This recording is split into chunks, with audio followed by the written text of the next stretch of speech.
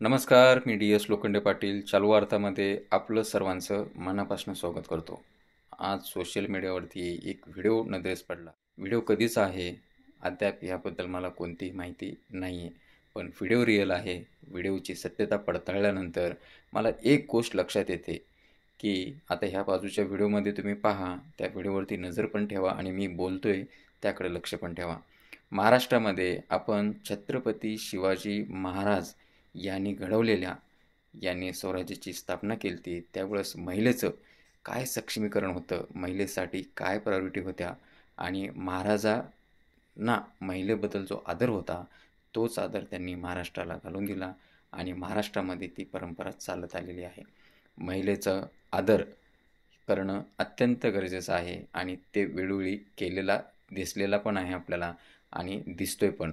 पण काही गाव गुंड आणि काही आपल्या मस्तीने किंवा पैशाच्या जोरावरती पोलीस स्टेशनमध्ये जर महिलेवरती हात उचलत असतील, तर आता माझा सरकारला प्रश्न आहे, मुख्यमंत्री साहेब, जर आपल्या लाडक्या बहिणीला पोलीस स्टेशनमध्ये जर मारहाण होत असेल, त्या गावगुंडाला भर चौकामध्ये सालटून काढणार का? त्याच्यावरती कारवाई होणार का? का आपल्या साथीदाराचा साथीदार म्हणून त्याला खुल्लं सोडलं जाणार? हा प्रश्न माझा नाही आहे, हा प्रश्न जनतेचा आहे. कारण निर्लज्ज आणि लाजिरवाणी घटना आहे.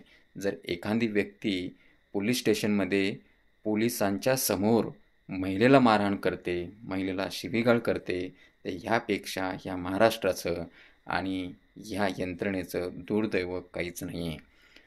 असं पण कळलेलं आहे की एवढी घटना घडल्यानंतर हा व्हिडिओ एवढ्या मोठ्या प्रमाणामध्ये व्हायरल झाल्यानंतरही त्या महिलेला अजून न्याय मिळालेला नाही. त्या गुंड प्रवृत्तीच्या व्यक्तीवरती कारवाई झाली नाही.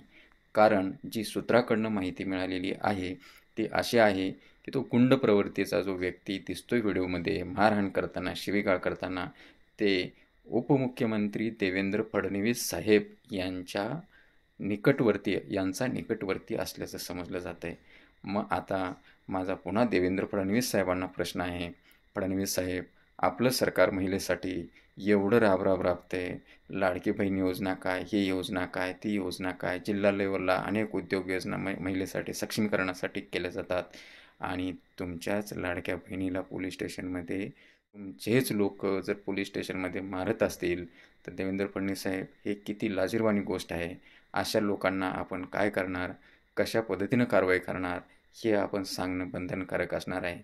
महिलेचा काय प्रश्न आहे, महिलेची काय चूक आहे, ती महत्त्वाची नाही. पण आपल्या महाराष्ट्रामध्ये महिलेचा आदर झाला पाहिजे. महिलेला एक विशिष्ट प्रकारे आदर दिला जातो. संविधानिकरित्या आणि इतर प्रत्येक बाबीमध्ये महिलेचं खच्चीकरण होऊ नये.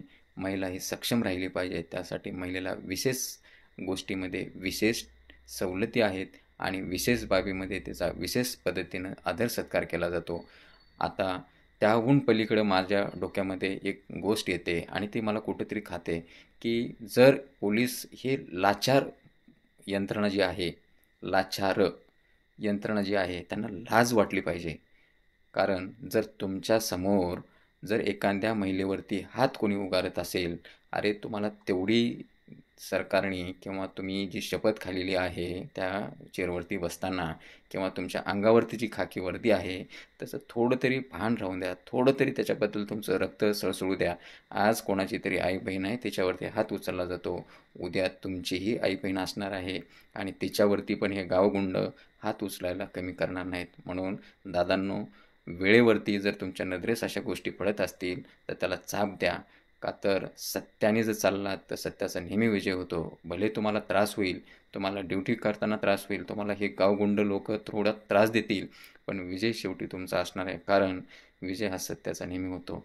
आणि महिलेचं सक्षमीकरण करा, खच्चीकरण करू नका. महिलेला प्रोटेक्शन द्या, महिलांचा आदर करा.